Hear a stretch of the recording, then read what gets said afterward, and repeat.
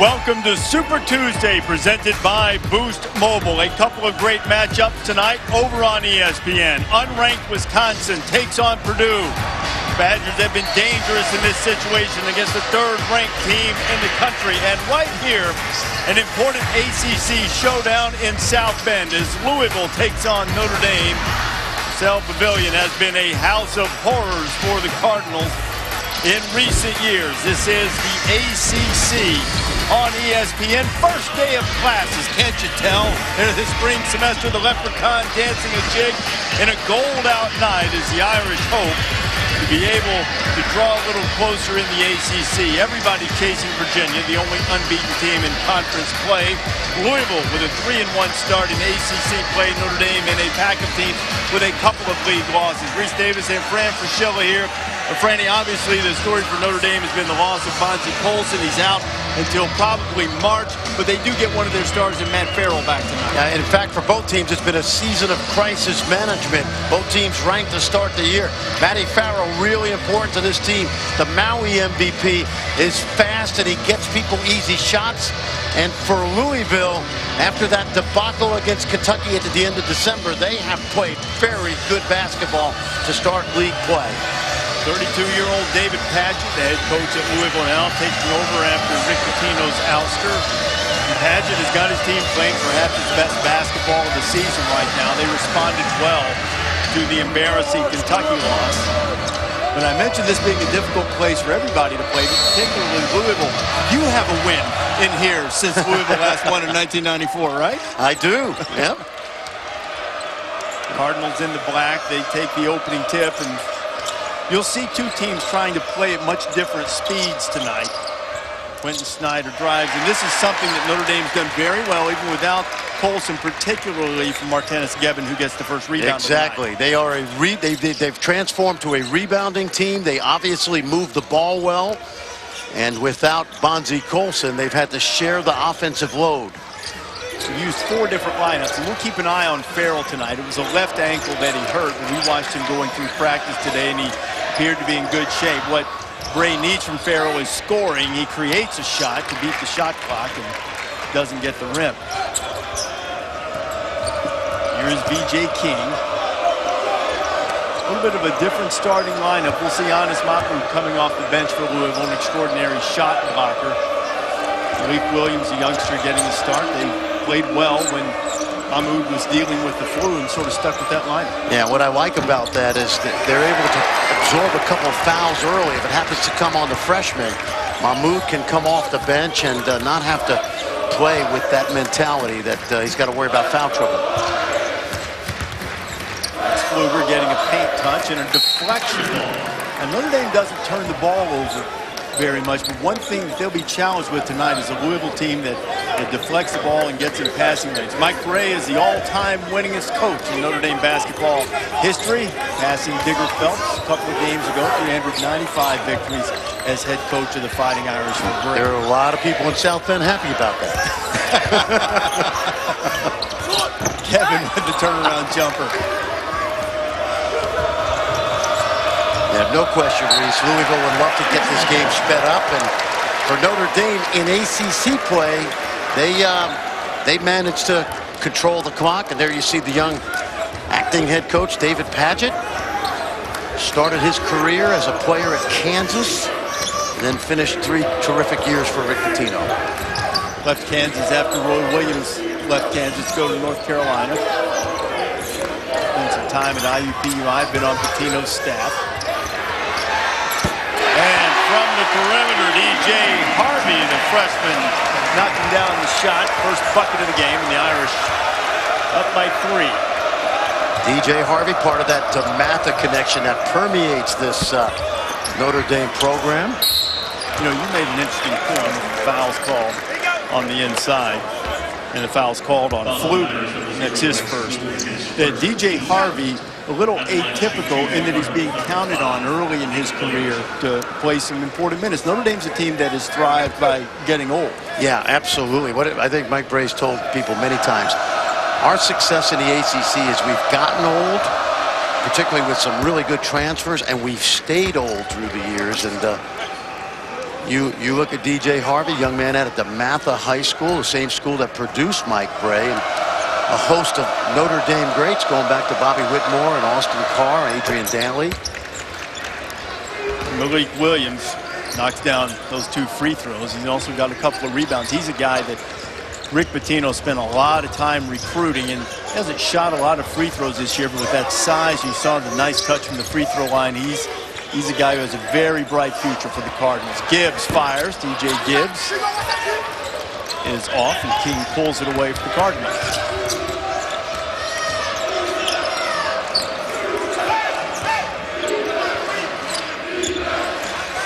I don't think this is the best offensive lineup for Louisville. Although this guy. It was Dangadell with the miss. Notre Dame comes up with a loose ball. Spalding had it momentarily. Pfluger driving. And you'll see in Notre Dame, and I mentioned they don't turn the ball over often, but there was one pass just a little bit too hot and high for Gibbs as Gebben was trying to throw it out of the post. You know, Gebben that time treated that ball like a hot potato. He had plenty of time to catch, locate, maybe dribble off the lane a bit of it, handle the pressure, and instead he rushed through it out of bounds.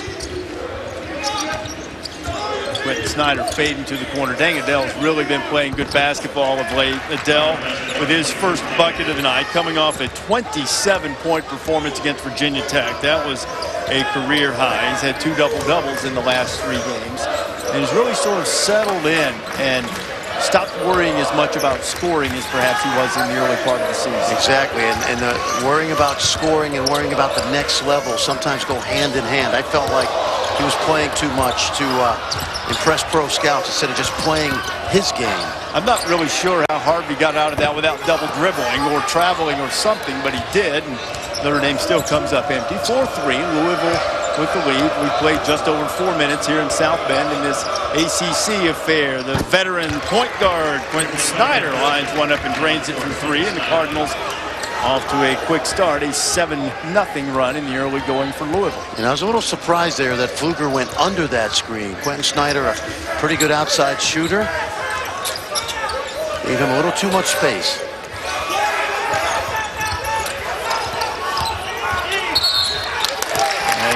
Farrell on the baseline, and another Notre Dame turnover. So they've had a couple in the first few minutes. Louisville off to a nice start on the road. Cardinals up by 4 on Notre Dame. ESPN's exclusive presentation of college basketball is presented by Boost Mobile and in part by Infinity. Empower the drive.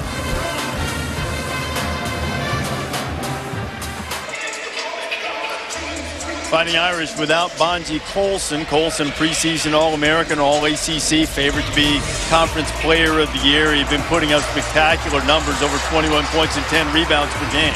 Yeah, and he's a guy that I thought could make a run at National Player of the Year. The numbers certainly indicate that until he got hurt. It was really interesting. He got hurt and still went out and got 22 and 17 in his last game, and sounded like we can expect him back right there around the early part of the March. Well, you and I talked to Bonzi this afternoon. That's certainly his goal. He'd love to get back perhaps around ACC tournament time. The Irish are going to try to weather the storm in the meantime. Look at the season he was having. And look, he's had a spectacular career, especially the last couple of years.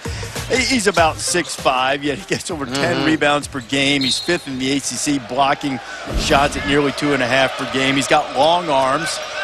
Not the longest neck you'll ever see, but long arms, and he's just uncanny in his ability to find the basketball when he's on the floor. And that little intangible quality is something the Irish are going to have to try to compensate for until they get him back. You know, hopefully get him back in a month or so. Farrell with his first bucket after missing the last 3 games. What I found with a sprained ankle. Interesting about Bonzi Colson, in his freshman year, he had 6 DNPs. Didn't get off the bench the first part of his freshman year, and he is the poster child for the development program that Mike Bray has here at Notre Dame. Guys that come in that play a little bit as freshmen, a little bit more as sophomores, and then they turn into guys like Luke Herringody and Abramitis, and of course in recent years some really, really good players in the ACC. Ray Spalding, the tip in on the offensive window. Ray gets about 9 rebounds per game, and Louisville has been dominating the boards in the first few minutes here tonight. And that was one of the things that Padgett said. What a look! What a look from Farrell to Gevin for the flush. All you got to do in that situation is watch where the help big is, and he stayed high. Look at this. Magically delicious. The little guy's back. Oh, yeah. That's another one of those guys that rode the pine for about a year plus before he got his opportunity. Remember Bray telling me last year he thinks he's Steve Nash, and I'm not going to tell him he's not. And one thing, Mike wants him to shoot and be more assertive on this team, and Spalding trying to hit Adele in the corner, and instead found one of the ushers. How about this pass? Oh, yeah. Matty Farrell. Watch this now. The big stays high on the help. See where Spalding and Williams, well, it's Williams who's stuck high, and a nice wraparound pass. Williams has got to retreat to Gevin. And then this summer, we had Matt Farrell at our Under Armour All-American camp with guys like Landry Shamet, Anthony Cowan. And Reese, what shocked me about him is how fast he is from end to end. We've seen just glimpses of that. And what did Mike tell us? He's playing about 90% right now on that ankle. What he said, he's hoping on the week off. They have a game this weekend, and then they'll take the week off. And they're hoping to get him back to 100% by then. The Irish have gone to the bench. DJ Gibbs drives and scores. And what you like about Notre Dame with Matt Farrell back now is TJ Gibbs has started to assert himself. They now have 2 good playmakers in the backcourt. Mahmoud is into the game. That was not the greatest pass to the corner, and sort of threw Snyder off of rhythm. And here's Farrell with the rebound. Notre Dame's shown them zone the last couple of trips. That might have been overly aggressive, but I liked it anyway. He's trying to bounce it to Austin Torres. Yeah, he tried to thread the needle in that. Mike Bray was like, I don't know, but take a look at TJ Gibbs. And, you know, one of the things that we talked about today, as his numbers have really improved, is sometimes when you play with a second point guard, and in this case, Matty Farrell gets a mental health break. He doesn't have to make every single play on the court for his team, with Gibbs exerting himself. Louisville aggressively getting into the gaps of that zone, and a tough shot from B.J. King.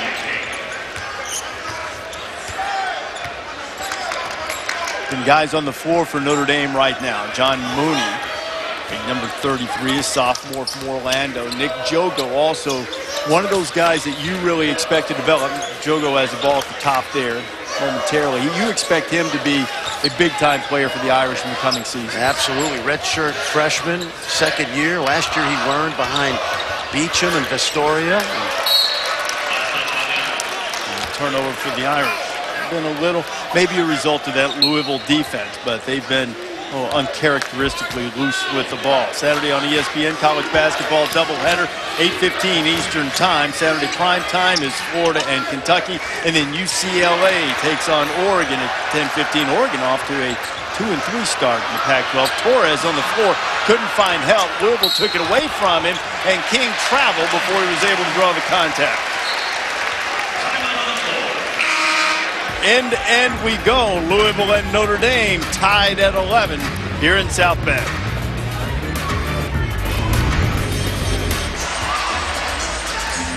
Now breaking it down. This is what Louisville has done this season. 13-4 overall, 3-1 in the league. Yeah, and David Padgett, you know, he showed up with a garden hose or a 3-alarm fire when he took over this job. And what a class young guy. There you see Greg Paulus, one of the assistants that was named to the staff after David took over. Really interesting, Reese. Greg Paulus was a terrific two-way athlete, great high school quarterback, and told us today he visited Notre Dame a number of times. And the only school in the country that wouldn't let him play both football and basketball, as he was a great quarterback, Duke University. You know, it's remarkable what Greg did after a really good career as a basketball player at Duke to go to Syracuse and not just be on the team, played and was productive after being away from football for 4 seasons. Would you tell me 15 touchdowns? I think it was 15 touchdowns, maybe 14 picks. Yeah.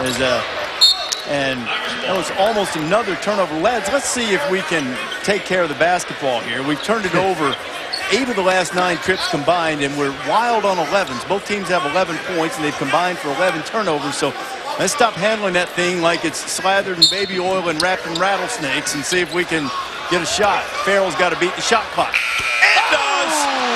He's back. How about that? Oh, man. I love the way he plays. He thinks he's really good. He is. I know he is. He doesn't just think it. I know. He may think it. He's right. He is really good. So is Dang Adele. But that shot was not really good. An air ball. Farrell wants it, feeling it. Irish by 3. Farrell. Buckets.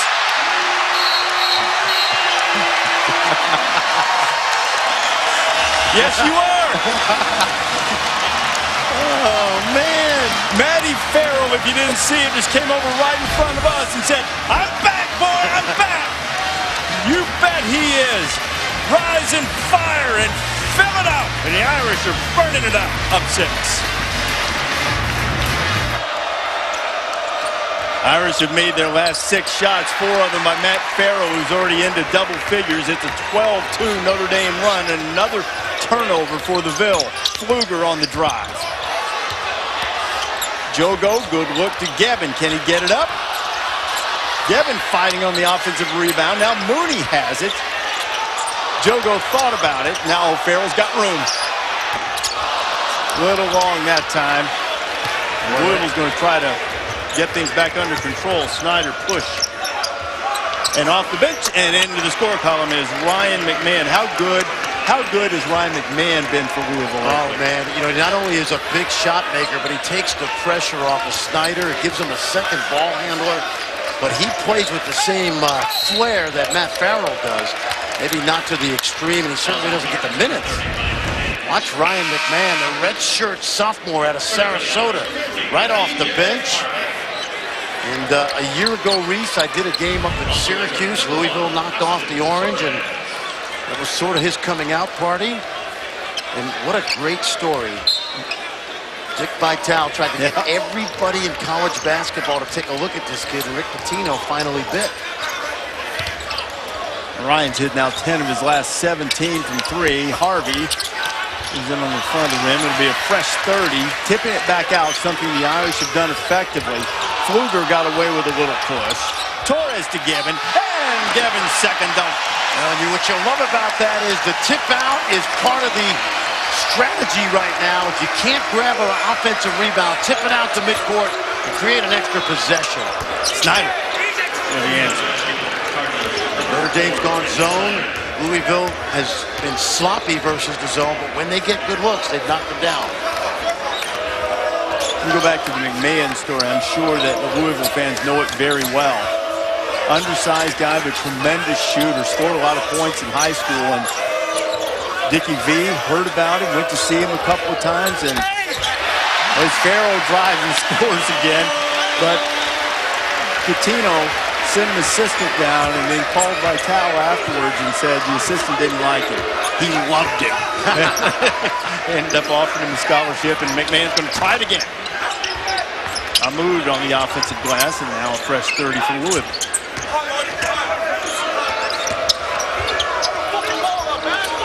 One extra pass by DJ King. That would have got McMahon an open look. Spalding over the top, no call. Didn't come away with the ball, and now DJ Harvey's a little slow to get up, and now Ted Valentine's going to stop play. And the last thing Notre Dame needs is another injury. And the freshman from DeMatha High School is holding that left knee and is in significant discomfort. And this is part of coaching during the season, Reese. You know, you start out the year, you've got high hopes, and then whether it's close losses or injuries to key guys, it's all about how you handle adversity. And Notre Dame has had their share of it this season, there's no doubt. And Bonzi Colson comes out to check on Harvey. DJ obviously getting plenty of playing time, has been stepping up, had a solid game Saturday in the close loss to North Carolina, 9 points and 8 rebounds.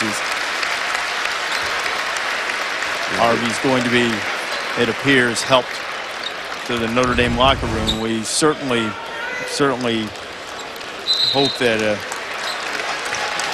It's nothing serious. And see as he gets the rebound. See if he can,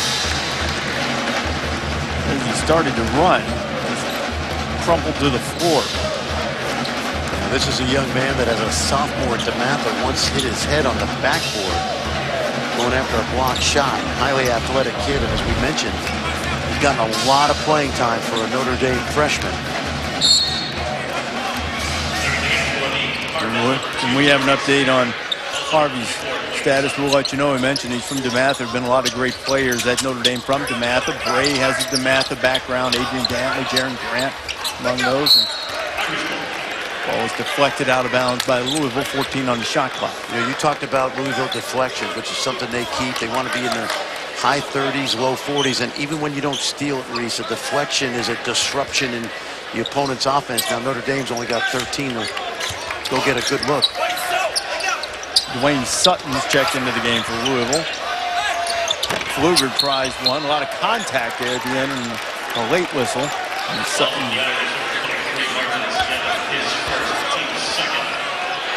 And the foul, I believe, was called on, I think they said on Gevin.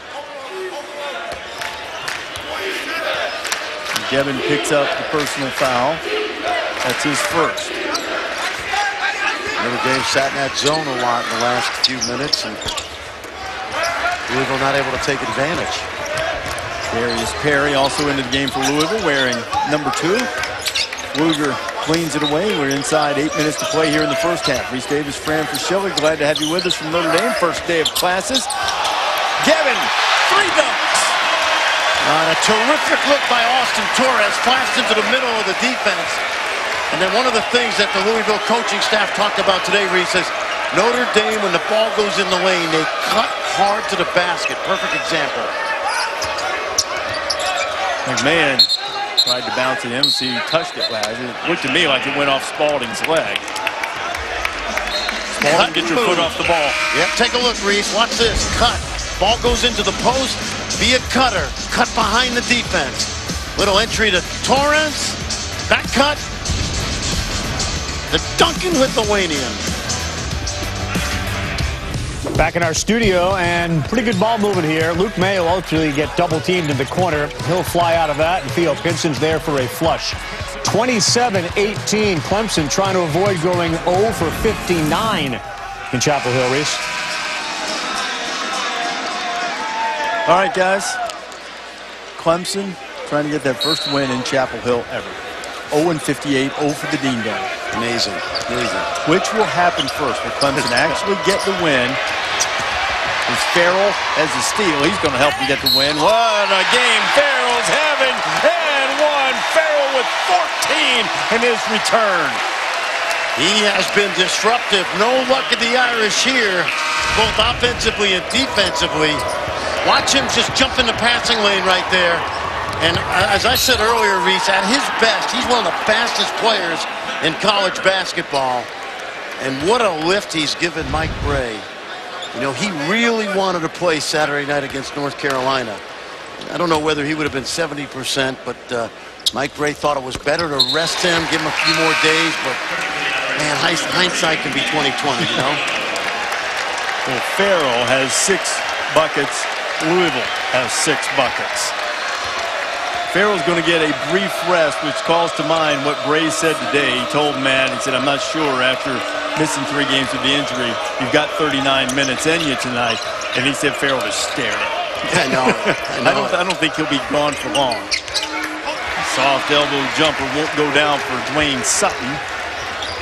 Former Big South Tournament MVP, transferred to Louisville from UNC Asheville. Pfluger's trapped in the corner, and before he's called for the travel, he was fouled. Notre Dame has pushed its lead to double figures. Tomorrow we've got an NBA doubleheader on Wednesday, 8 o'clock Eastern time. Kyle Kuzma averaging about 17 a game. Pride of Flint, Michigan, the latest, leading the Lakers against Russell Westbrook and the Thunder. Then the Staples Center, Nuggets and the Clippers. Will public service announcement to the Nuggets. The Clippers know where the back door is to your locker room. Hey, It all starts with NBA Countdown, 7 Eastern on ESPN and the ESPN app. what are the odds that a year ago you'd have been reading a promo with Kyle Kuzma and the Lakers? How about that? I did the NBA Draft Combine this year, and Kuzma was terrific. Yes, he was. And he really improved his stock and got into the first round. But to say that you could take that, and even his career in college in Utah, which was terrific, and expect what he's been doing? Well, you know, he took the combine effort into the summer league where the Lakers won it, and right now he's the Lakers' best rookie. Late first-round pick, and you spent some time in Flint, Michigan, so you know how good basketball is. Yes, I did. In that part of the state. Home away from home. Devin just picked up his second foul, Fran, and Bray's going to put him on the bench. Notre Dame a little bit thin up front. Elijah Burns, the junior forward from Troy, New York, checks in. Been getting a little more time since the Colson injury, and with Devin having a couple of fouls, he may get some significant burn here in the latter stages of the first half. Notre Dame still sitting in that zone. Perry fired from the corner, and not much is going down for Louisville right now, shooting just a touch over 30% from the floor. But another deflection from Spalding, who is ridiculously long. Wingspan. Fluker. Jogo, they're creative passers now. You know, he even can a routine pass. He can pass. He can pass in more than one sport. Yes, he can. That was touched by Perry, or else it would have been a Notre Dame turnover. What Fran's referring to. He threw that into cover two right there. The Fran's referring to Fluker is good friends with USC quarterback Sam Darnold, and back when they played in the Pop Warner stages, Sam joined the team that Rex was already on, and Sam played a little tight end. Fluker threw him a touchdown pass and tweeted it out fairly recently. Another turnover for the Irish. Spalding leading it. He finds Perry. Perry got tied up in the air, and now Farrell got a hand on it. Dang Adele trying to settle it down. Dang's trying to get a little offense going. How about Spalding? How about that play? Well, he usually does a terrific job on the offensive glass, but the ball usually hits the rim, and that time he was just in the right spot, and Ray Spalding is really having a good year, Reese. He's a terrific rebounder on both ends. You can see how much he's filled out since last season. From Trinity High School in Louisville, and talking to people around the Louisville program, they're saying really just getting used to, although this is sort of vintage Ray Spalding scoring, but getting used to having some offense run his way. But this is what he's used to. This is how he made his reputation. You know, and if you look at him as an NBA prospect, in a league with 30 stars, 420 role players, his role is to be big, run the floor, and hit the glass, and he's doing that very well this year. By the way, Matty Farrell got about a 2-minute and 45-second rest before he came back in. You and I took a guess before the game how long he played. Both of us said 38 minutes, yeah. So we may be a little bit under with that. Well, that was real time. Okay. That was 2 minutes and 45 seconds of real time. He missed about a minute and a half game time. Irish with another turnover. They only average about 12.5 per game. That's number 8 already here in the first half. And a lot of them, as you mentioned, really haven't been the result of great Louisville defense. Exactly, just inaccurate ball movement. And Louisville does have that length, but really sloppy, I think, by the Irish. But really, by both teams, you have 16 turnovers combined.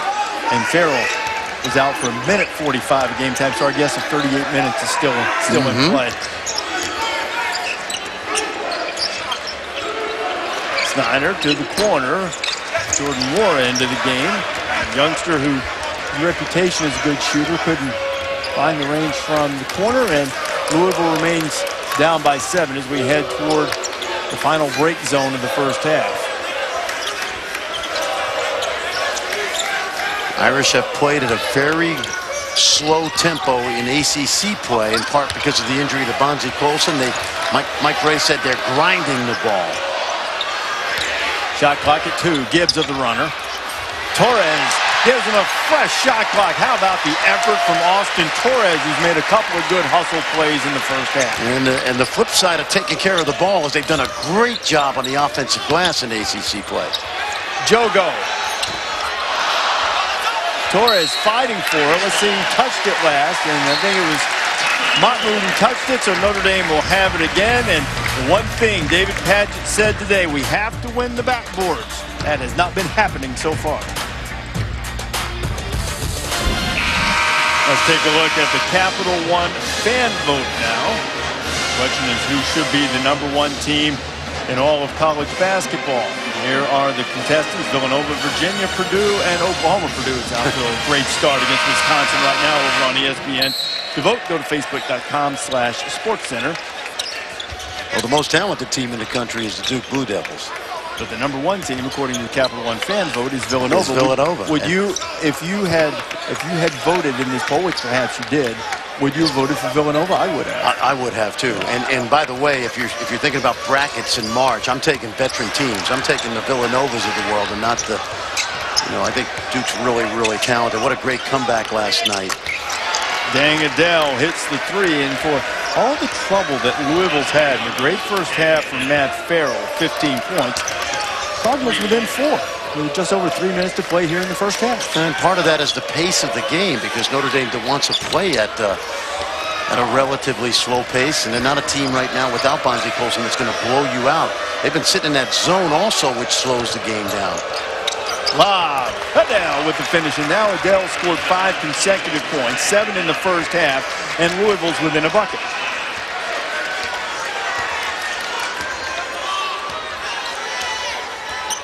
Good look from the steady veteran Quentin Snyder.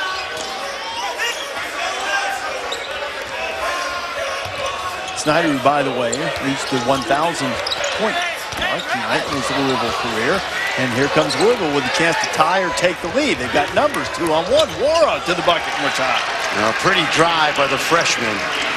You mentioned his outside shooting. Son of a coach. His dad's a coach at Erie Community College. That's a 10-0 run just like that for Padgett's team. In a place where they have struggled, things weren't really going well. Notre Dame had a little energy in the building, and Louisville's shown some really good resolve. Yeah, they really have. And that time, this right here, they get a basket in transition. They haven't really had to work for. Good ball movement. The freshman Perry to the freshman Wara. Well done. And that says something about David Padgett, that he's enlarged his bench throughout this season. But, hey, Reese, in that last time out, the under 4, I went over and talked to the training staff of the Fighting Irish, and here's an injury right here. You'll see DJ Harvey, the freshman from DeMatha, he fell down. It's a knee injury. They're going to run an MRI tomorrow, which, don't know how that'll go, but certainly in a year with amazing adversity for Notre Dame, it's something they can't really afford. We'll certainly wish for the best for DJ Harvey. Certainly didn't look good, but hopefully that MRI will not be as serious as it appeared when he left the floor. He made the first basket of the night and was hurt after collecting his second rebound in the first few minutes. Notre Dame hasn't scored in more than 5 minutes.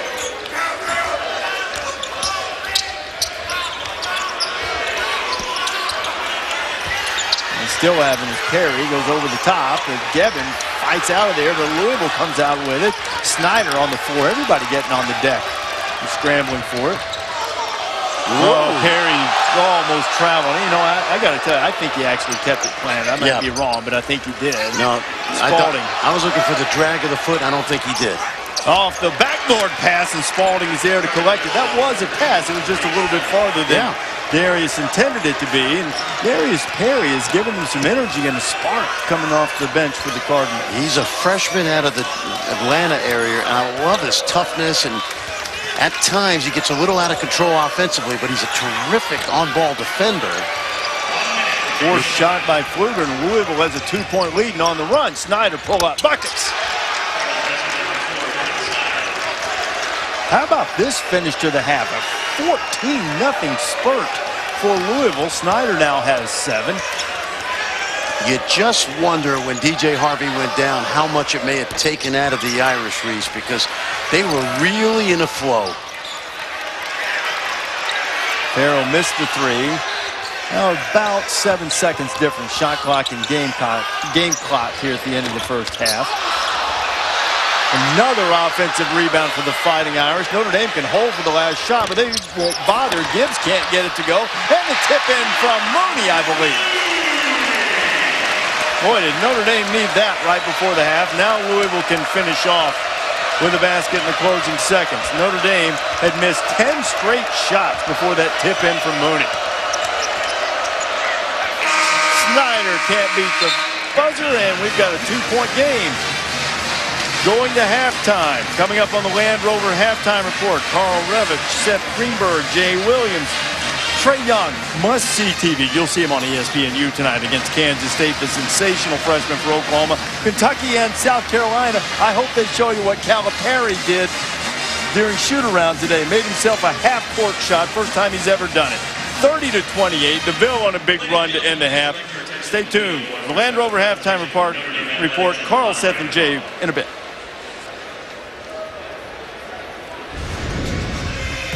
Welcome back to Super Tuesday, presented by Boost Mobile. Not far away from the start of the second half. Louisville leading Notre Dame 30-28 as we are about to start the second period of play. Great finish to the first half for Louisville. A few moments ago, Fran Fraschilla spoke with David Patrick. A strong finish to the first half. What fueled the 14-2 run? Well, our bench came in the game and did a great job defensively. They were active. We got deflections. We got out on the break a few times. You know, we got to rebound the ball. They missed 19 shots and they got 10 of them back, so we just got to rebound the ball. How do you contend with Matt Farrell in the second half? Well, we just got to keep doing a good job on him. Try to, at least. You know, he had 15 points, which you would expect out of a kid of his caliber. But we just got to try to get into him, wear him out, and hopefully come out of here with a win. Good luck, David. Thanks. Those 15 points for Farrell, more than half of Notre Dame's total. He has half of their field goals. Cardinals finished that first half, as David mentioned and Fran mentioned, on a 14-2 run. Notre Dame turned the ball over 10 times in the first half. That's right on their season average for a game, which is 6th best in the country. Those offensive rebounds, one thing that Louisville wants to improve on in the second half. Notre Dame had 10 of them. Louisville only had 6. Irish out-rebounded Louisville overall by 6. An inordinate number of turnovers for both of these teams, who are usually pretty good at taking care of the basketball. The Irish made just 1 of their last 12 field goals. They'll be without DJ Harvey in the second half, as Fran found out. Went down after collecting a rebound. They'll do an MRI on his knee tomorrow, so the already short-handed Irish even thinner as we start the second half. And there's the 11th turnover of the game for Notre Dame. Yeah, really unforced. Kevin's got to catch and look middle and not be so sloppy with that basketball. And a good start by Louisville. One thing, Reese, about offensive rebounding, they got over 50% of their shots back, which is 20% higher than average, but they haven't been able to convert inside. Dangadell, Fran, just went into double figures. It's a 5-point lead for Louisville. Gibbs almost traveled on the baseline. Pfluger has an open look, and he still can't get it to go, and the Irish remain ice cold shooting the basketball other than Farrell, and that's going to be an offensive foul on Pfluger. Rex will pick up his second. You get the feel. Take a look. Watch Gevin now. And he's just getting rid of the ball. He's not throwing it to anybody. You have to catch, look middle, locate the defense, locate your teammates. And I don't know how you feel about this, but to me, Dangadell is in a flow. Like, he's not really hunting shots. He's playing the way he did Saturday when he had 27 against Virginia Tech, and it just comes within the flow of their offense. That was what he said the key was in that nice performance against Virginia Tech. Williams fires from the corner and can't get it to go. He's capable of making that shot. But Adele has been more productive offensively and gotten more shots when he's done the other things that has made him an effective player earlier in his career. Gibbs throws one off the front of the rim. And Louisville with a 5-point lead looking to stretch it. Irish shooting blanks because they are getting good looks. They've gone ice cold, Reese, for the last about 8-9 minutes.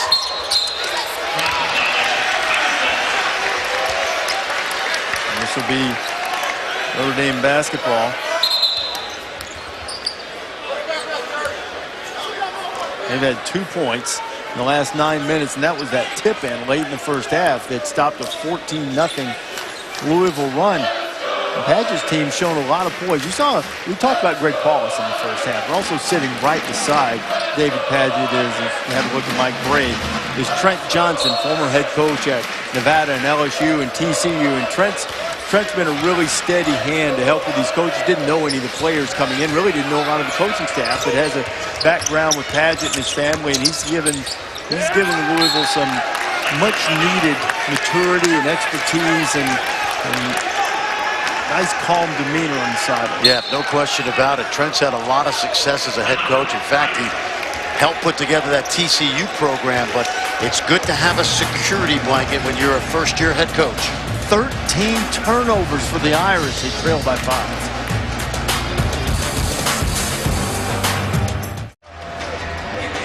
Five-point lead for Louisville. Purcell Pavilion at the Joyce Center on the campus at Notre Dame. Went for a gold out tonight. All of the students given gold tank tops, gold shaker in every seat. But it has been less than golden for the last several minutes for the Notre Dame offense. It's gone into a midwinter freeze here in northern Indiana. Well, everything has. Yes. Got up this morning. Ray Spalding with the flush. It was 0 degrees this morning. Louisville has warmed up the mercury considerably after a bit of a slow start. 7-point lead for the Cardinals, a 19-2 run, spanning back to the first half. Pfluger on the drive. They just can't get that lid off the bucket. Pfluger fights and gets the ball back. Fresh 30 for the Irish. Farrell. Yes, sir.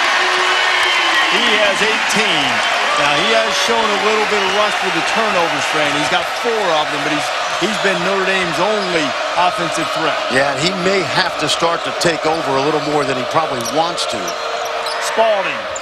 Inside. Now from the foul line, this guy's starting to grow right before our eyes. 37-31, Louisville.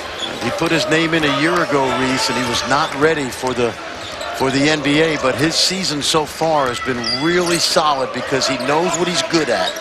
He's not trying to be anything more. He's well on his way to a double-double. He's right on his scoring average at 11. He's got 8 rebounds, too. And Gevin, a nice move inside. That's Gevin's first bucket that's not a dunk. He had 3 dunks in the first half. Now maybe both teams finding a little offensive flow. Notre Dame sitting in that zone. Louisville plays a lot of zone, so they're used to attacking. And usually it's through the middle, and this guy's been pretty good. Spalding again. He scored 6 straight points. We talked a little bit in the first half about him getting comfortable running offense through him. First few minutes here in the second half, it certainly appears to be the case. Mooney. Yep. That time a good decision by Matt Farrell. A little drive and drift, and that's something that John Mooney is pretty good at. About half his shots on the season from behind the arc. 36% three-point shooter is Mooney. And he hit an important one there for the Irish. 3-point game. Crowd getting back into it. Snyder puts it up top, and there's another one for Spalding. Boy, they are doing a really good job of finding him. That time, Quentin Snyder just put that on a platter. 2 Louisville kids hooking up. And this Spalding has made his last 7 shots. He's 7 for 8 tonight. Not all of them right at the rim. You've seen a couple of jump shots here in the second half. Pfluger from the corner. You do get the sense that the Irish are in a little bit more of a rhythm right now. They went forever without making a shot. Well, you couldn't be any worse than they were for several minutes. And now they've gotten a little help. Gevin made a play. Pfluger's made a shot. Not just Farrell. The runner from King is no good. And here comes Notre Dame with a chance to tie or take the lead. TJ Gibbs, we're tied.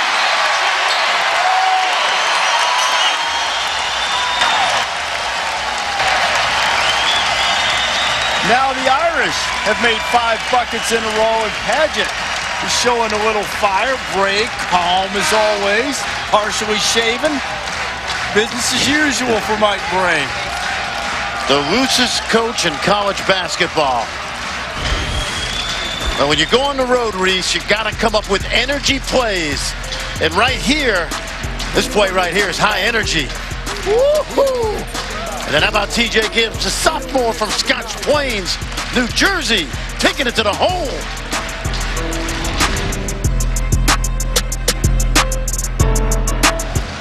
Back and forth we go in the ACC on a chilly Tuesday night in South Bend. Notre Dame and Louisville tied at 41. Both teams shooting well here in the second half. The Cardinals have hit 5 of their 7 shots. Notre Dame's hit 5 of 8. Notre Dame's last 5 buckets have come from 5 different players. Louisville's had a good, they've been in a good rhythm versus this zone. Good ball movement. They're getting the ball inside. Dangadell. Number 3, it won't go, and here comes Farrell the other way. Farrell makes the game easier for his teammates. There's no question. What a lift he is tonight.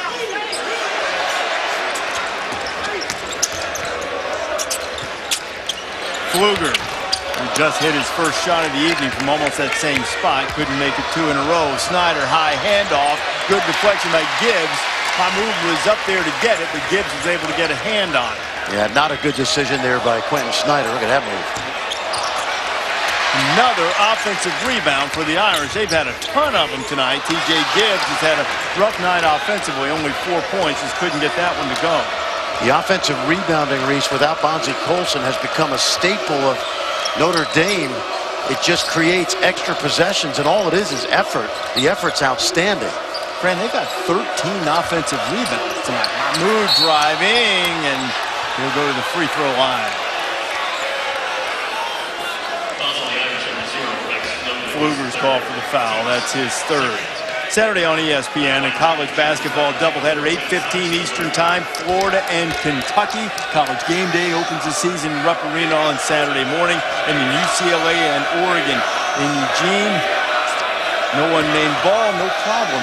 Bruins off to a 4-2 start in league play so far. Yeah, and Oregon's been up and down. They had a good win at Arizona State, then lost to Arizona.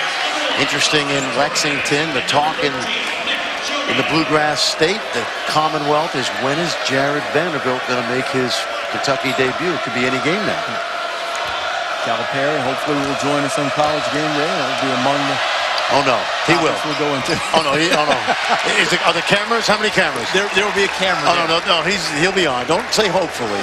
John will be on set.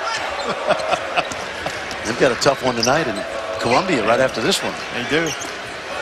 Player at the center of a lot of the controversy of Louisville, Brian Bowen, has gone to South Carolina. Obviously not eligible to play. And I was surprised by that. And I don't know all the behind the scenes of what he knew when he knew it, but I was surprised that Frank Martin took a chance. Farrell had to throw one up to beat the shot clock. You know, when it comes to the basketball scandal that we were made aware of in late September, my good friend John Rothstein from CBS got a really good line about it. All we know is that we don't know.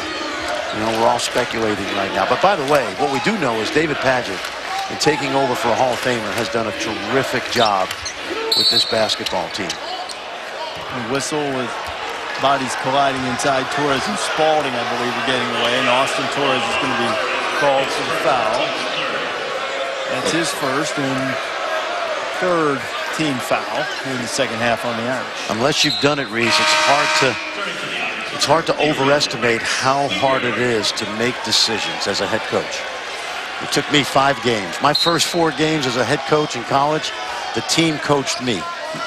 And it's the same way with every coach, every young coach that takes over. And that's what's been impressive about David Padgett. He's kept his team together.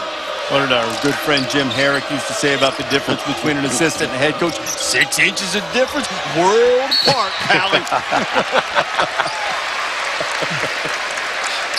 You make suggestions, I make decisions. Exactly. I made a lot of suggestions when I was an assistant, as we all did, but always enjoyed talking to this young guy. Had a terrific basketball career. Quentin Snyder, his point guard, was just called for his first foul on the other end. Still tied at 41, headed toward the 12-minute mark, and Nick Jogo, was shooting a 3 and got fouled. Jordan Warren Now, you know, I love Freshman's called for the foul to lead. That's his second. You know, I love those international guys. This young man. Check, that's his first. Fran, I'm sorry. Mom and dad grew up in war-torn Yugoslavia, moved to Toronto, and this kid played with Thon Maker, now at the Milwaukee Bucks on the prep school team in Toronto. And Notre Dame was recruiting Thon Maker hard. Never did decide to go to college. Went right to the NBA, and they found Nick. They like his game. He redshirted a year ago. He's a 6'6" freshman, and had a terrific night against North Carolina over the weekend. He's now just 5 of 12 from the free throw line this year. And I was watching him shoot in practice today, and that is going to change as he plays more. He's too good a shooter. Be below 50%, makes 2 out of 3, and gives the Irish a 2-point lead. Louisville now has been scoreless for 3.5 minutes. And that's a small front line right now. 4 guards, essentially. Snyder drawing contact. There's Spalding again. Oh, Spalding has been ridiculous inside. He went in and snatched that thing away. Pfluger just picked up his 4th. Harvey's already injured. Notre Dame has the lead, but that roster getting thinner for break. John Calipari's team is banged up a little bit, so Kevin Knox, who's gone over 24 times, got to stay on the floor. They got to stay out of foul trouble, keep Carolina off the boards. Trae Young on the U tonight. Mr. All Everything, Oklahoma and Kansas State. All those games tipped right around 9 o'clock Eastern time. Back to you guys. And Carl, what a season Trae Young is having. And Spalding is having quite a night. Hits the first free throw. 25 points in his last 14 games. He can become the first guy to lead the nation scoring and assists since they started keeping that as a record. The number of points that he's accounting for is crazy. And he's in the right place because think about it. Lon Kruger turned Buddy Hield loose. I'm not sure Calipari or even Bill Self with Devontae Graham and some of the great guards they have this year would have been able to allow him to play the way he's playing. And kudos to Lon Kruger, who played for an old school coach who didn't really, he was pre-shot clock. Lon has certainly been a big reason why he's been successful. Farrell tried to split that double team. Jogo fouls Wara on the way to the bucket. Now that's the only blemish on Farrell's game tonight is he's turned the ball over more often than normal. That was his 5th turnover of the evening. And now Jordan Wara will go to the free throw line. Yeah, that was the perfect foul by Nick Jogo. It was a hard foul, but he played the ball. Made sure that Noir was going to earn him at the foul line. And Jogo's first foul. And Wara now with 4 points on the night. And Louisville with a 2-point lead as Pfluger comes back into the game. And John Mooney will have a seat for the Irish. And it's interesting, 11.5 to go. Pfluger with 4 fouls back in the lineup. And if you look out on the court right now, Notre Dame haven't done this much this year. 4-guard offense. Farrell. And Jogo's going to pick up another one. That's his second on Nick. Louisville hasn't won in South Bend since 1994. Now that's just 6 games. Some of them quite memorable, including a 5 overtime loss here in 2013 in front of College Game Day. I thought Mike Bray was going to strip down to his skivvies that night. It was hot. Why would you think something like that? He was so loose that night. He just, all right, one more overtime. It's hot in here. Teddy Valentine, much to the chagrin of the Irish crowd, is going to call the block on Martinez Gevin. That's his 3rd. And Teddy pointed right to the restricted arc to say the defender was not legal.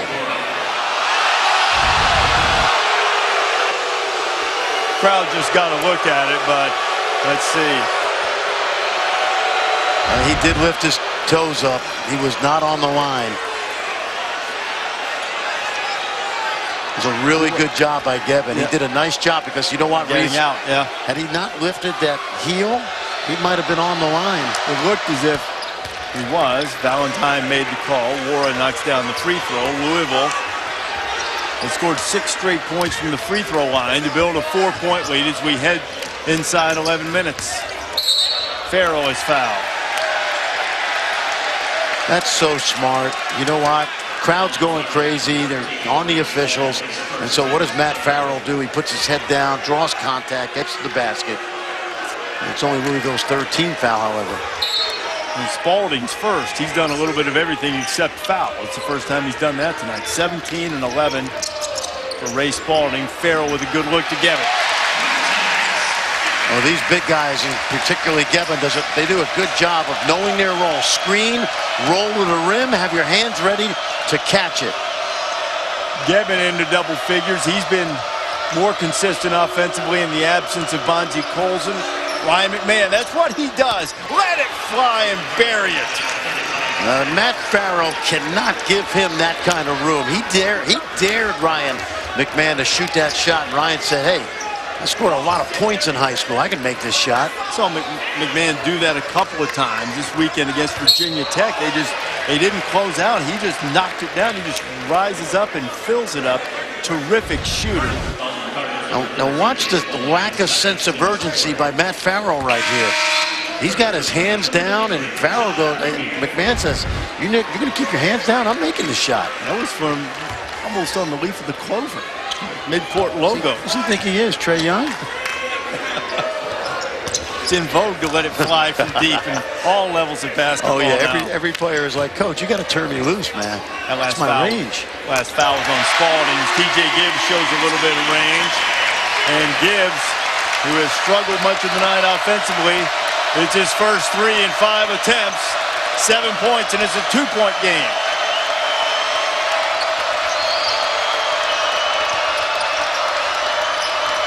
This time Farrell closed out on him. Man tried to find Wara and knocked out of bounds. 12 on the shot clock for Louisville. Well, we still had a plethora of turnovers, but you could feel the rhythm of both offenses starting to get going a little bit. And for Louisville, they're pretty much just attacking that zone. Notre Dame just sitting in that zone. Man ready to shoot. Maybe a half step closer. Not that he can't hit that, but he was eager for it. You know what David Paget said? What do you think, you Trae Young? All you coaches so conservative. Let it go. Let it go, Rex Pfluger. Spalding is flying. Look at Pfluger chasing his own shot. Irish get it back. Gibbs will try again.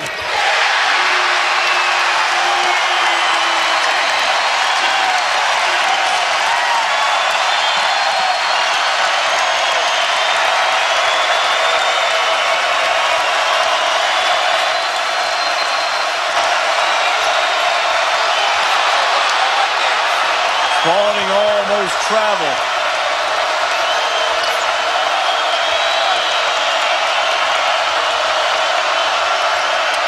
Dangadell quiets the crowd. What a good possession that was for Louisville. They never panicked, and when it came to Adele with the low clock, he knew right where to drive that ball. That last possession, what about the effort? The scrap for the ball by Pfluger playing with 4 fouls. And that's what Mike Gray has convinced this team to be, is a gritty, tough, hard-nosed Notre Dame team, and they're playing like it right now. And TJ Gibbs has a dozen. He's starting to assert himself as a leader.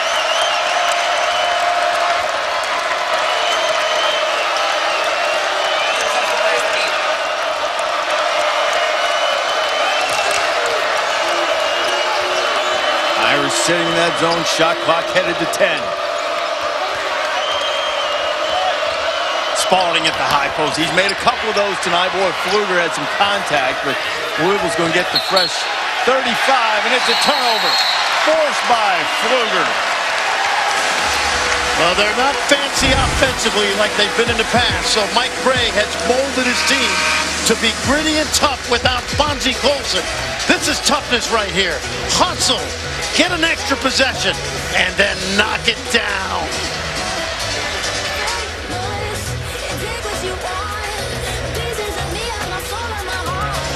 Got a good one in the ACC tonight. Matt Farrell hasn't had the offensive output scoring in the second half that he did in the first. He does have 3 assists. Ray Spalding from Louisville has been spectacular. Both teams have shot it well from distance in the second half. And as a result, with 7:40 to go, a 1-point lead for the Irish.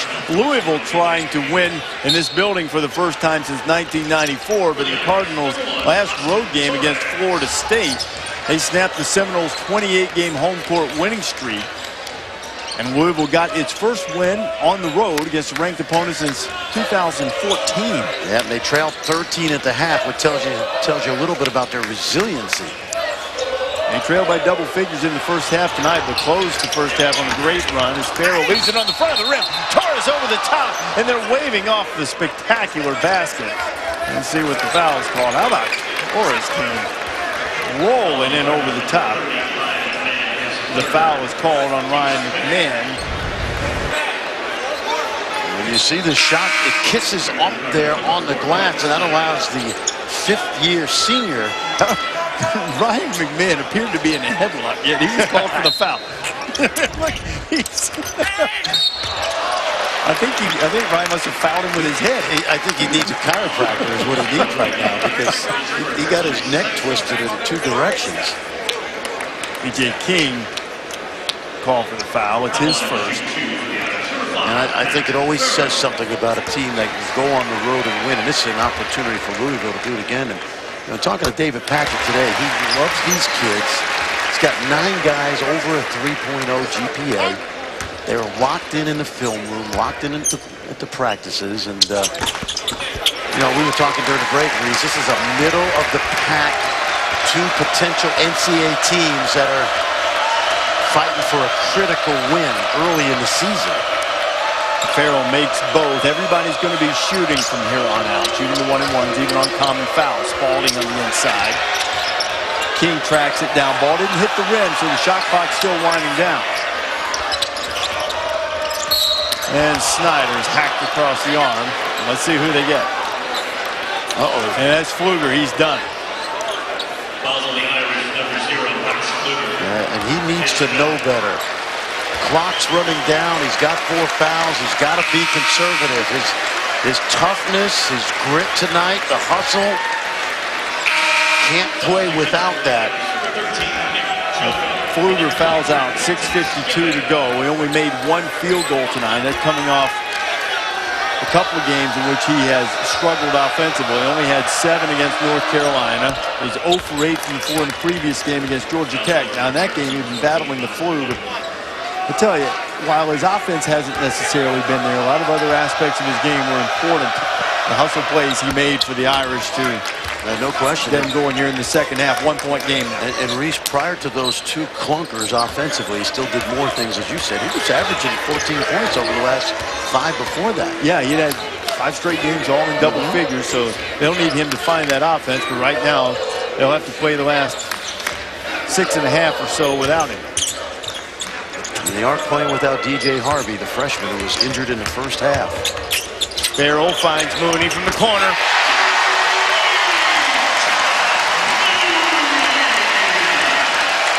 What would it be like to be a Mooney on this campus playing basketball? Be like being a Cooley or a Harringody. Being a Farrell is a pretty good thing right now. He just had his 5th assist. Mahmoud working on Gavin. He's been very quiet tonight, as honest. Jogo with the rebound for Notre Dame. The ball in a 4-point lead as we hit the 6-minute mark.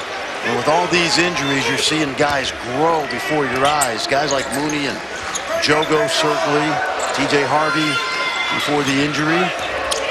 Gavin rolls. Notre Dame has scored on its last 6 possessions.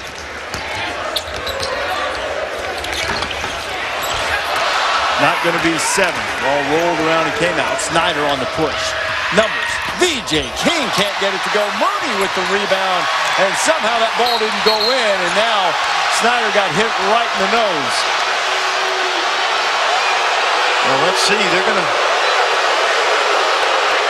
go to the monitor. Mike Bray is incensed. Jeff Clark's going to take a look, and Reese, one of the keys is watch Gibbs' elbow, and let's see if he sees there's a defender in his way. Well, Gibbs got hit first. And that's the issue. Yeah. See, as a coach, you want them to call the first contact, not the second one, but the first. If there's a foul first, call the first one. And there's something here. I think they're going to have to call this at least a flagrant one because he extended the elbow. But the issue I have as a coach is blow the whistle and call the first contact. But only flagrant one there, I think. Only flagrant it one. was, Oh, no. Yeah, because it was almost reflexive action to him getting hit. So we'll see. That was Gibbs' first foul. Now here's the rule book on this. After calls made on the floor, it may be a flagrant one, flagrant two, counter no foul. And there was a foul made on the floor. And to that point, that's why you have to blow the whistle and make a call, because you can see by rule you can rescind a foul if you feel there hasn't been enough contact. And the officials. What you can't do is you cannot call a foul on the Louisville player because they did not make that on the call. floor. So there could have been a foul call right there. And they've already got it adjudicated. They're discussing it now. Jeff Clark, Ron Groover, Ted Valentine. Yeah, that didn't appear to be a swing to me. We'll see what they've decided. Yeah, I'd be surprised if there's anything less than a flagrant one here. Ron Groover's going to come over and tell us. I hope so.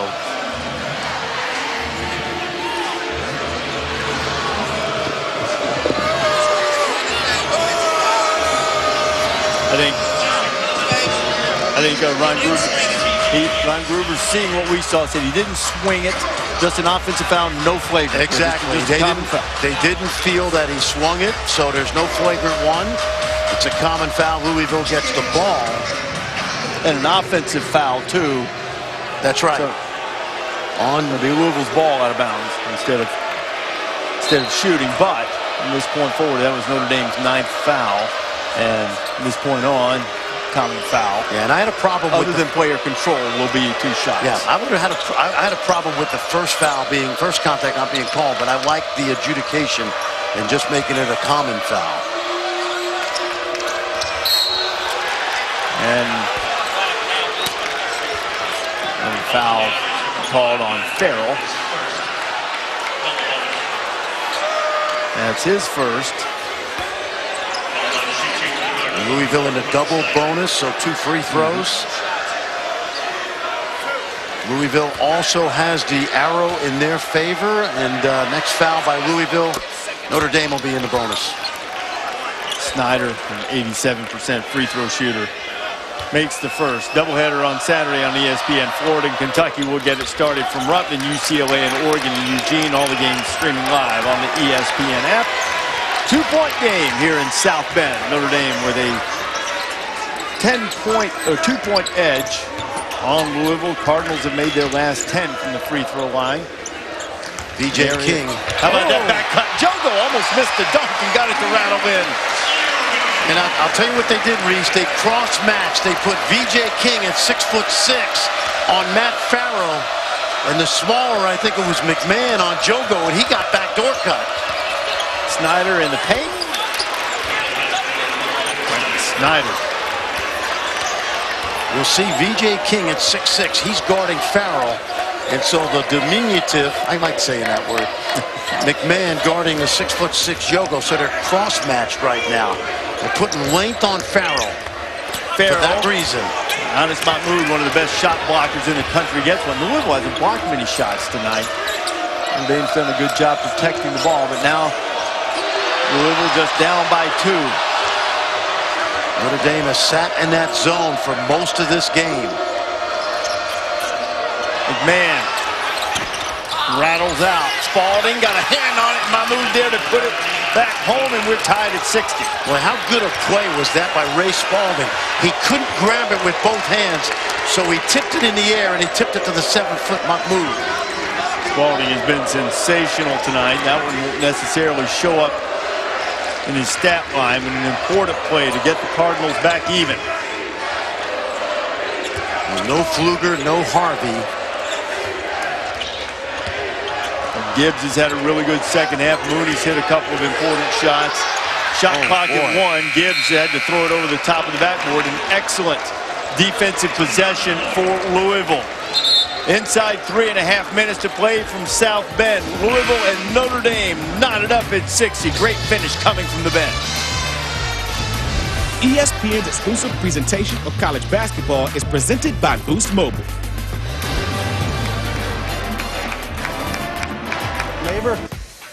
He's 6'1", and so is this dude, Trae Young. You'll see him on ESPNU. Notre Dame's been in a handful of close games. Their last 2 games, they're on a 2-game losing skid, have been close losses, including the heartbreaker against Carolina. Another tight one here against Louisville, Frank. Yep, and watch the adjustment David Padgett has made. He's put the 6'6" VJ King on Matt Farrell, and that means that Ryan McMahon is going to guard a big guard. And watch how they come out of a timeout. They set up a little backdoor cut. Look at all the jerseys above the foul line. And then you'll see as Gebbin looks at Jogo. Back cut, good finish.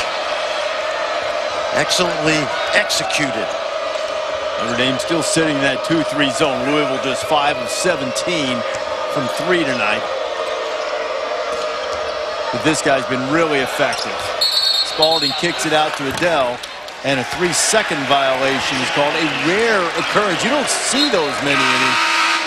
No, you don't. And what they do is if you don't go shoot it as a big man and you loiter in there, they're going to call that. If he would have stayed with his motion and shot it, but I love the kick out. It's just that he's got to get out of the lane.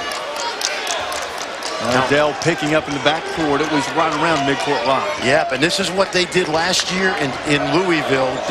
Rick Pitino put Deng Adele on Matt Farrell. And what that does is it eliminates Farrell's ability to finish at the rim. He's got to shoot over Adele as well. Farrell lost him. Mahmoud switches on him. Mooney almost fumbled it out of bounds. Farrell swatted away by Mahmoud. He's had a couple of blocks late. Now only 2 on the shot clock. Let's see what they can draw up here. Yep, and that's by design. They went big on Farrell with the Adele and then the switch out. And at 7 feet, Mahmoud moves his feet terrific. So he's a switch defender. You don't see this very often from a 7-footer. Watch it. That's Mahmoud moving his feet and challenging that shot. 5th in the nation in block shots, 3.5 per game. Notre Dame had kept the ball out of harm's way for much of the night. Mahmoud comes up with a big one there. See what Bray draws up with 2 ticks on the shot clock. 11 o'clock Eastern time on ESPN and the ESPN app. It's Sports Center. John Butchergross, Kevin Connors. Fight night in Orlando. Punches thrown in the NBA. January, people getting testy in the NBA right now. Sooner superstars, their weakness in Trae Young's game and Anthony Davis. Pelicans and the Celtics taking on the Beast in East End, a 48-point game the other night. All right, Reese, what do we got this here? Finish here. This has got to be a catch and shoot or a catch 1 or 2 dribbles. But what do you have when the clock is low to help your team get a shot? Let's see if they can free up Farrell. He's in the midst of that humanity. You can't see him. Adele and Spalding have him covered up. I like Mooney here. Mooney. Air ball. I didn't like him that much. Tipped in by Jogo, but not until the shot clock had expired. So now, with 2:34 to play, Louisville has the ball, a chance to take the lead. Haven't won here since 1994. 6 straight losses on the Irish home floor. Got good size inside Louisville, and they're both pretty good passers. Mahmoud, high-low, Spalding, can he get it up? It's blocked. There's Mooney. You like him on the defensive end. Who you told me today you really admired his shot blocking ability. Came up with a big defensive play. Clock headed toward 2 minutes to go. Tied at 60. Gibbs to a cutting Jogo. Jogo with 5 on the clock. Dale pulls it away, and here comes Snyder on the push. Notre Dame's back, able to cut off the easy basket. Notre Dame sitting in that zone. Remember, Mahmoud, a good passer. Spalding sneaky behind the defense. If you're Notre Dame, you got to be a head turner on the baseline and locate the big. Snyder. Shot clock at 2. Snyder's got to get it up. He does, and Louisville has the lead. Well, you talk about having a shot clock in your head. If you're a guard, you must play with a shot clock in your head. That's what Snyder did. Now, Farrell has got to get a look, or Gibbs. Our not lead change of the night. Inside a minute to play, and Louisville with a 2-point lead. How about Mahmoud guarding Farrell? Is this amazing? Gevin working on Adele. Martinez follows his own. Can't get it to go. Whistle inside.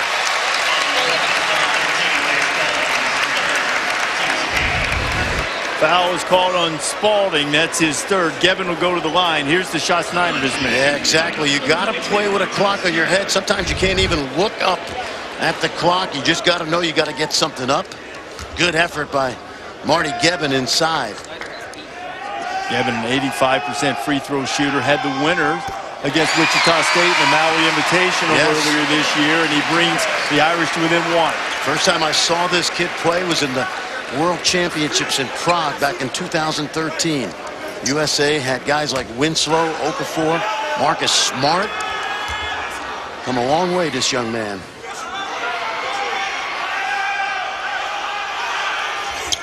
We're tied.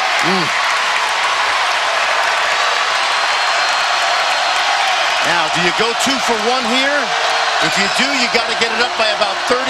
I don't think they will. Fans exhorting the Irish D. Steal by Jogo. Against Mahmoud. Jogo misses the tip. It doesn't go.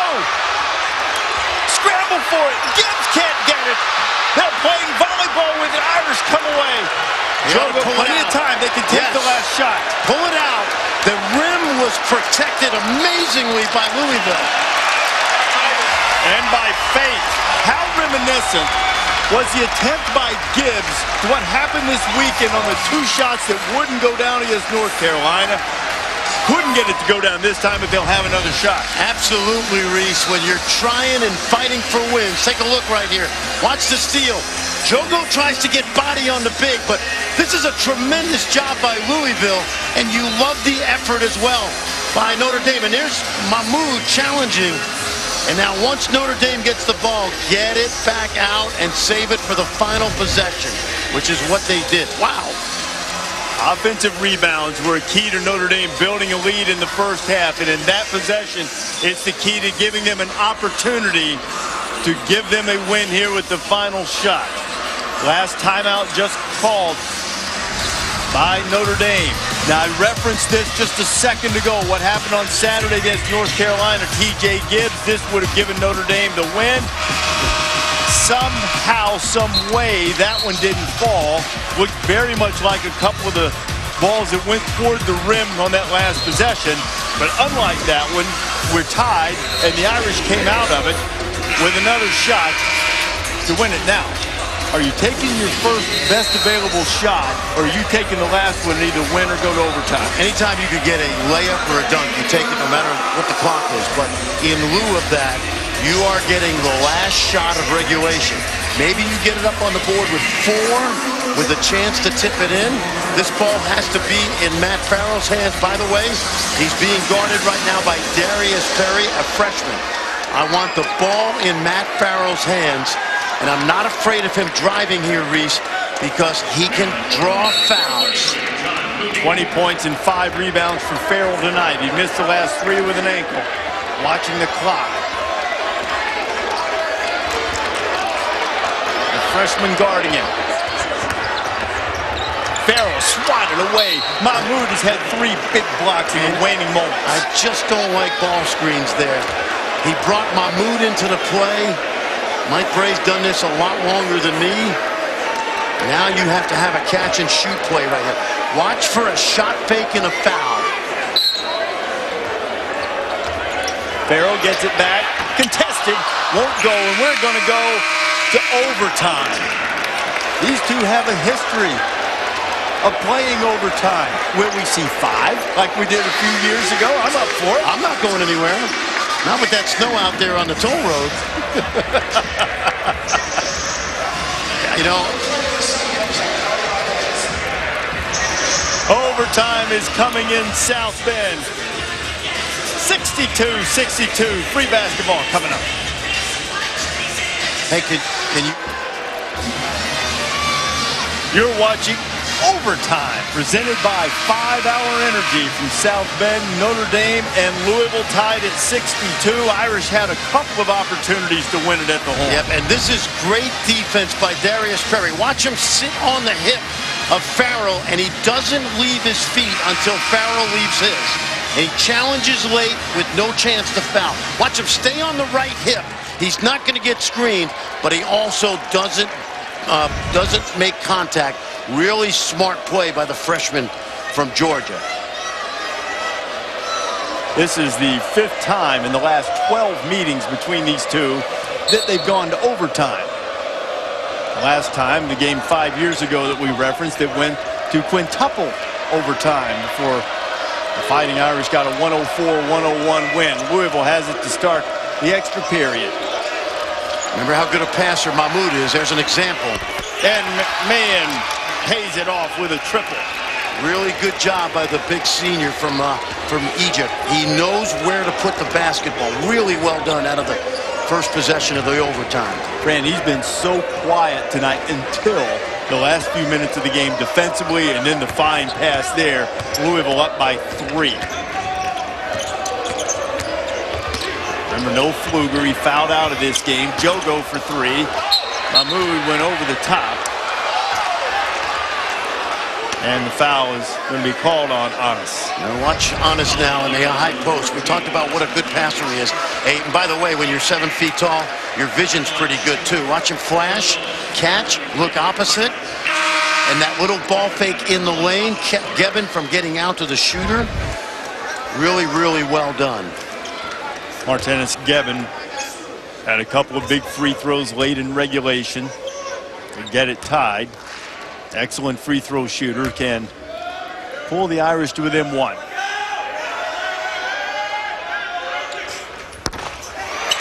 And he missed. Yeah, the Irish, to me, Reese, are on fumes right now. No DJ Harvey because of the injury. No Pfluger, who fouled out. Louisville with only the 18 fouls, so that was the 1-1. And Dang Adele knocks it down, and Louisville scored the first 5 here in the extra period. You know what you love about that? David Padgett is playing the shell game in the high post. First Mahmoud as a passer, and that time Dang Adele as a scorer.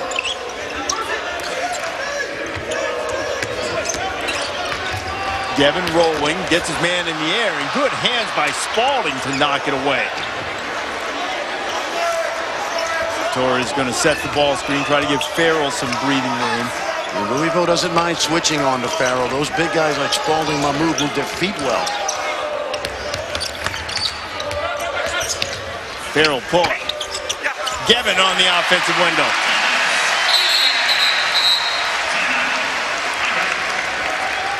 Irish use a timeout.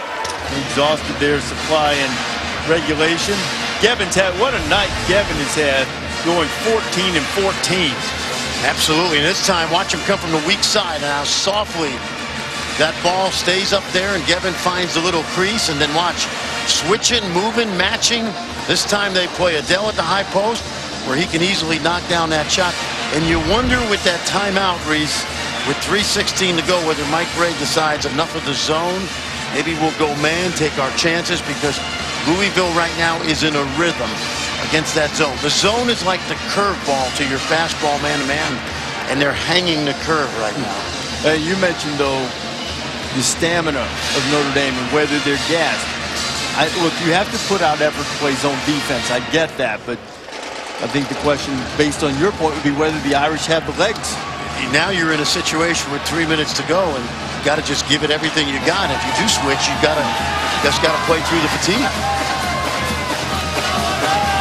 3-point lead for Louisville. Louisville finished the first half strong, and man, Ray Spalding, the junior from Louisville Trinity High School, has been spectacular really all night, but particularly in the second half. Well, one thing we've seen is he's used all of that 7'6". That's right, 7'6" wingspan. Catching lobs, rebounding, blocking shots. He knocked down 2 foul line jumpers. And I've been impressed with him, Reese. I'm one of those draft nicks that goes around, looks for guys to talk about. He's so much better than he was a year ago when he thought about coming out. 8 double-doubles this season. He has been stuck on 17 and 11 for a while, but he's still been active. They have difficulty running through things in practice because of the number of deflections that he's getting. He's gotten his hands on a lot of passes tonight and disrupted the Notre Dame offense. Well, you know what happens? Sometimes when a guy's got 17 and 11, he gets a lot of defensive attention. And then all of a sudden, Dangadell hits a foul line shot. Mahmoud moves it to the corner. So he may not look like he's done much in the second half, but I love what he's done over the course of the 40-plus minutes. 39 minutes for Spalding. Farrell and Gibbs have both played 40-plus. This is how it looks in the ACC. Louisville with only 1 conference loss. Virginia, of course, leading the way. The Cardinals have BC on Sunday before going to Miami on Wednesday. The Irish have already lost 2 conference games, including their last 2, trying to avoid the 3-game losing streak. Notre Dame has a game at Clemson on Saturday, which will be difficult. And then they have the week off before coming home to take on Virginia Tech. And Mike Bray told us today, and he's said this publicly, they're just trying to get to 9 wins without Bonzie Colson. They hope they have him back on senior night against Pittsburgh late February. Man-to-man by Notre Dame, so they finally got out of the zone. Good call, Coach, and let's see how Louisville handles the man defense now. High-low, good defense by Austin Torres. Yep.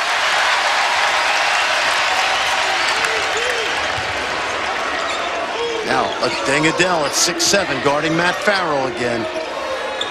This was really effective last season. P.J. Gibbs. Torres working on the window. Coming in and scrapping for it is Gevin, who has another rebound. Give him 15. Jogo for the tie.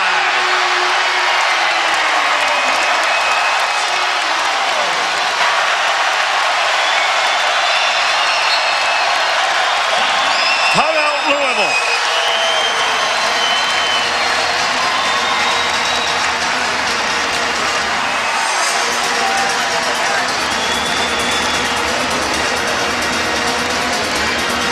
Jogo's first 3-pointer of the night could not have come at a better time. He had 3 triples against Carolina this weekend. Irish needed this one. Yes, and remember when Bonzie Colson went down, Mike Bray had to convince his team they could still win. He said we got to be better defensively and we got to crash the offensive glass. And we've seen it in 4+ games now that they're manufacturing offense off of their offensive rebound. And as we said, I learned this 25 years ago, that's time to get an open shot when the defense is scrambled, and they're usually scrambled off an offensive rebound. Notre Dame has really worked that offensive glass against Louisville tonight. So we're tied again. We've been tied 8 times. Irish had a 10-point lead in the first half, but it's been nip and tuck pretty much since Louisville reeled them in the latter moments of the first half. I'll tell you, Reese, the offensive rebounding has become Notre Dame's identity lately. Quentin Snyder, friendly nighttime banking hours. The Bill back on top.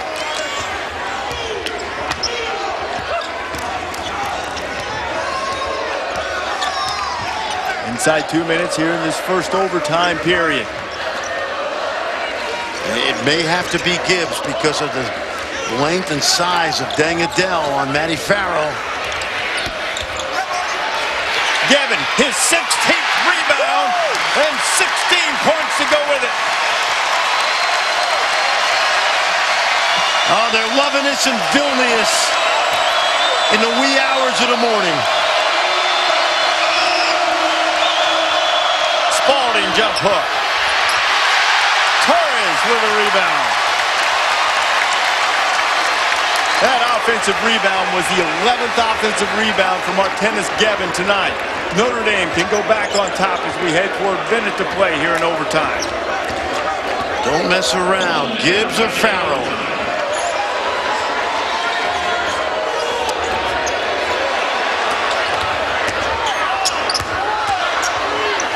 Farrell, great look to Gavin.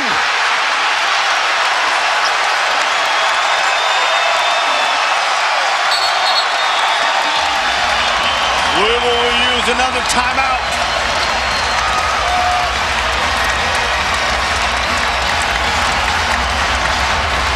Gavin has a half dozen points in overtime. Farrell has 6 assists on the night. How important was it for the Irish to get him back? Yep, no question. What they did is they got Louisville in a scramble, a rotation. And you see how they're spread out, not sure who to guard, and that allows Matt Farrell to get into the teeth of the defense and drop the room service order for the youngster from Lithuania. Wow. Poise. Boy, Gavin has been solid tonight. He's been tough around the rim, worked the offensive glass, come up with timely buckets tonight, kept the balls alive off the rim. But Louisville has fought back every step of the way with their big guys, Mahmoud and Spalding, also making big plays tonight. Yep, and watch this. He's been just magnificent. Look at it. You screen, you roll. If you don't get the ball, just get a spot inside, wedge yourself in there with that big body, and he comes away with the garbage. Question now for Notre Dame is they've gone to the man-to-man the last 3 minutes. I got to think they'll stay man-to-man, and that allows you to, even with fatigue, to have some accountability. I got mine, you got yours. I'll help you, you help me. So now let's see what Paget draws up. Who are you looking to get the ball here, Franny? Well, I think you know, Snyder being a point guard for the most part, they'd probably be most comfortable with him making a play. 16 seconds difference, shot and game clock. Louisville down by 2. It's man. Spalding has it, working on Torres. Good move. Left-hander retired again. That's a pro move right there, buddy. That is a pro move. Last shot now. If you're Notre Dame, you get the last shot. Get it up on the rim about 7-6-5. I don't like a screen here because a screen brings really active, quick-footed big guys into the play. Notre Dame will have to play it out. No timeouts for the Irish. Inside 10. Farrell with Adele ready to guard him. Here comes the screen. Farrell pull up. Air ball. And it'll be Louisville ball. Louisville will see if they can dial up the play with 2.2 to keep us from going to double overtime. I think we may be leaning towards that. I'm not a screen guy at the top of the key, especially when you have guys like Spalding and Mahmoud who move their feet so well. And that's what you didn't like on that end with 2.2 to go. What does David Paget do here? Let me tell you what you can do here. And let's see, they are out of timeout, so they can't do this, but if you can catch the ball at midcourt, you have 2 dribbles. Now, we've practiced this. We've timed it. Everybody in high school and college basketball knows the rule. Dribble per second. But you must make a good, clean pass somewhere in the midcourt area. And then you tell your guy when he catches it, don't even look at the clock. You've got 2 dribbles. Bounce, bounce, get us a look. The old Bryce Drew Valpo play, too. You can throw it, the home run ball. So the home run ball and have someone streaking. There are coaches at home right now, college coaches. If you had a timeout here, guys, and you throw it to midcourt and call timeout, this year, because of the new rule, you get it at the 28-foot mark, and you can run a play closer to the basket. Okay, they're going to check the clock here after Farrell tried to give the Irish the lead with the shot. Notre Dame had hoped that Adele would be called for getting a little piece of that. That looked like 2-4 to me when it hit. And I haven't seen any clock adjustments. I think we're going to stick with 2.2. Teddy Valentine going to give the ball to Adele. Gavin will be guarding the inbound passer. Reese, one thing you don't want to do if you're Louisville is throw the ball away. I'd rather go to overtime right here. You got 2 bounces now. Perry's going to have to heave it from about 60 and shot at about 55. He had one more bounce, I'm telling you. I've been in that laboratory many times. Double overtime in South Bend. I told you we might be looking at 5. I got it. I'm here. I'm with you. Out of barn burner neath the Golden Dome tonight. And this is tough for a young player to know. You have to practice this, but this is something. And again, he's still shooting a prayer. But watch this. Bounce. You can go again. Another bounce, and he's maybe 10 feet closer. Gives you a better chance, but it's still a home run. It's a Hail Mary. There's almost a little hesitation when Darius caught the ball initially too, but young man from Wheeler High School in the Atlanta area, places produced some good throws. Yes, it has. J.J. Hickson comes to mind. Sharif Abdul-Rahim played there. You know, he was pretty good too, by the way. Now working for the NBA. Very good. A double overtime here. Who has the advantage right now? We've talked a little bit. If you happen to just be joining us, first of all, where have you been? It's been a great game tonight. But Notre Dame lost their freshman DJ Harvey to an injury. He appeared to be holding his knee. They're going to do an MRI tomorrow. Rex Pfluger has fouled out. Of course, Monty Colson's hurt. As you're watching overtime presented by 5-Hour Energy, and maybe Bray's going to need a little 5-Hour Energy for these guys who've logged some heavy minutes, most notably Gibbs and Farrell. Yeah, we may need a little 5-Hour Energy too. If I was going to call my friends out west to figure out who might have the advantage here, yes, I would really go with Louisville. They haven't anybody foul out. They've got their main guys on the floor. And despite the fact that Notre Dame's home, I would tend to wager that Louisville has the advantage here. Dive back even deeper in this series history as the Irish have it first. This is the 8th overtime game. If you go back 18 games, and 4 of those have gone to multiple overtimes, now including this one as we're in double overtime in South Bend. Dennis Gevin, who's had a career night, 18 and 16. 11 of those rebounds offensive. Farrell. After missing 3 games with the ankle, upset with himself when he left that one short. Yeah. He's played a lot of minutes, so spirit is willing, not sure about the flesh right Look now. who he's shooting over too, Reese. It's Anas Mahmoud, who's 7 feet, and as I said, moves his feet great. I'd rather drive him and make plays for my teammates. Mahmoud, jump hook. Louisville back on top. And the adjustment that David Padgett made probably towards the end of regulation with Deng Adel on Matt Farrell has been a good one. Mahmoud only with 4 points. Gevin, and he'll go to the free throw line where he's been very good this season. Did miss the front end of 1-1 earlier.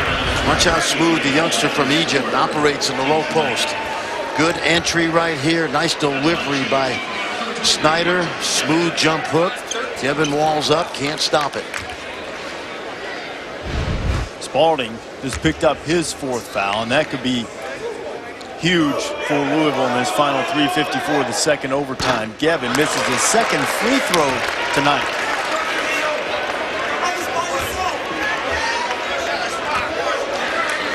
Gevin, very good free throw shooter, career high 18 points. Shooting for 19, and he doesn't get it. That's what we call an invisible turnover right there. 2 missed free throws, critical time. Gevin just 2 for 5 from the free throw line tonight. McMahon driving, finds Spalding. Great look from McMahon, and Spalding with a terrific catch too. That was coming in pretty hot. Great catch. McMahon put his head down.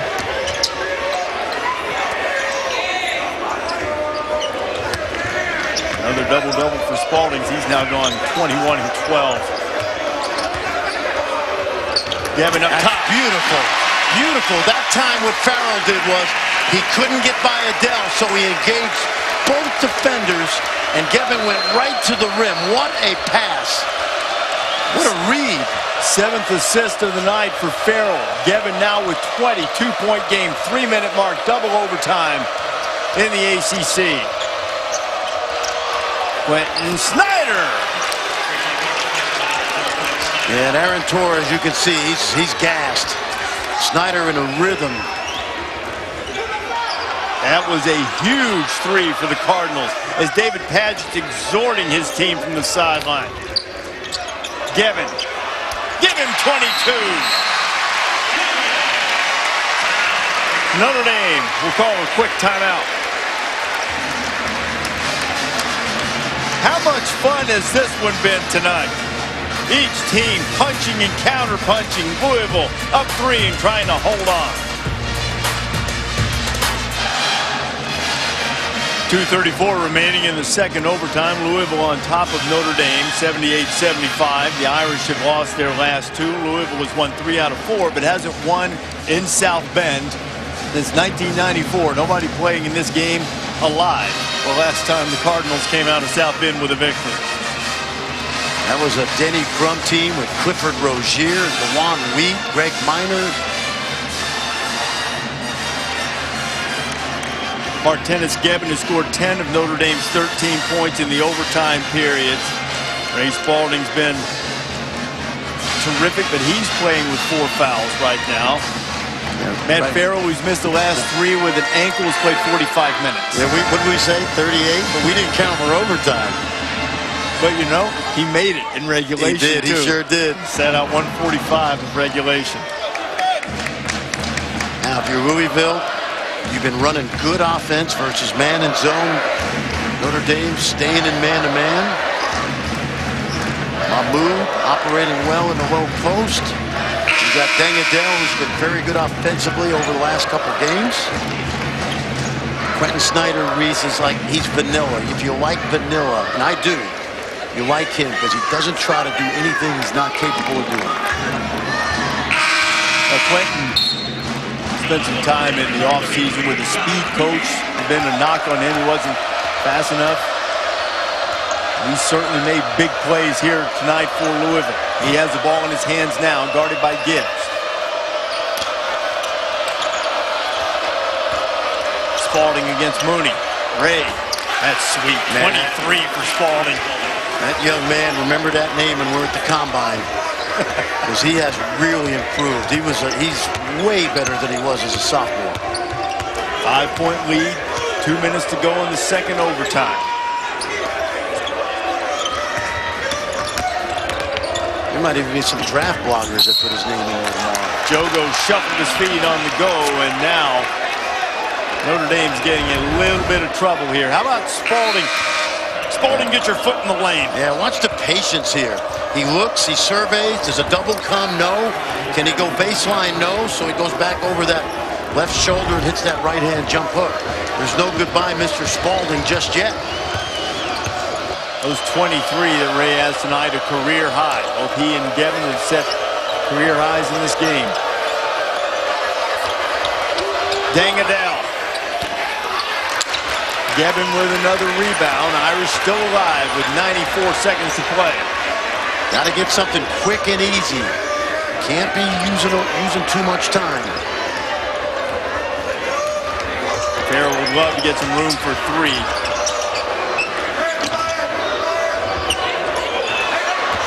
Jogo cutting. Good look. Farrell for 3.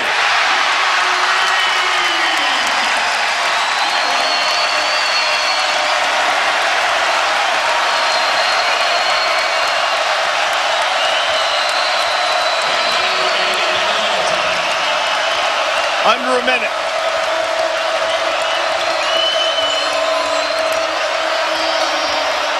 Back to Spalding.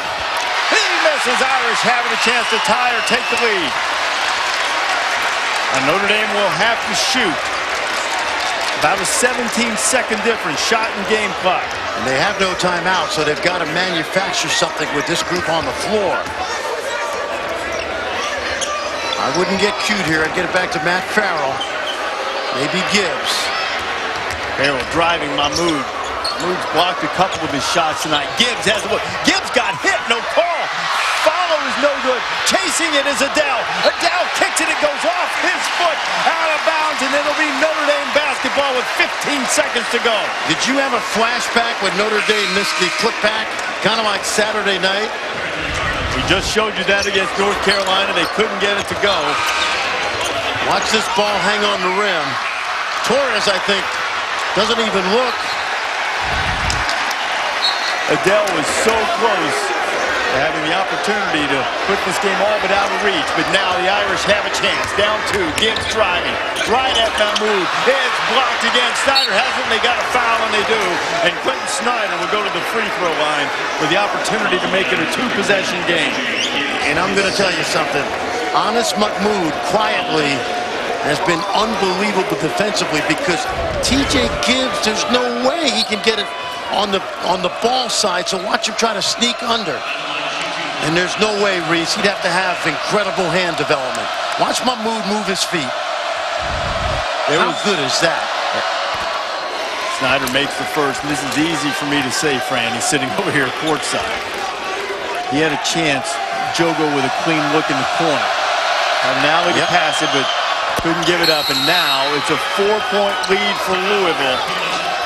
Mahmoud with 4 blocks tonight and 6 rebounds to amplify your point. And after not much noise blocking shots early, he's actually slightly above his average, which is 5th best in the country. You know what I would say tomorrow in the film room to my team? That's the best 4-block rebound, 6-rebound performance I've ever seen. Because he has dominated the game defensively. And the one thing that we talked about that doesn't show up in the box scores, how about him moving his feet and switching out onto Farrell a number of times? Okay, now really the only opportunity here for Notre Dame, they have to score quickly, really quickly, and then foul and hope for a miracle. You know what I would do right here? I would throw the ball the length of the floor and try to catch it and lay it in so that we still have time. Because if you dribble right now, Louisville is not going to foul. And it's just going to take, there's just too much time is going to come off this clock right here. Gibbs has got to get one up. Banks it, no good. Dang Adele with the rebound, and you dang Skippy. Louisville has won on the road again.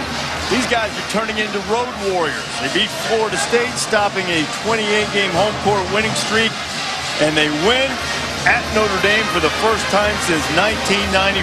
Ray Spalding with 23 points and 12 rebounds. Those 23 points, a career high. The big guys got it done. Spalding, Mahmoud, Gevin was terrific in a losing effort for Notre Dame, and so was Farrell.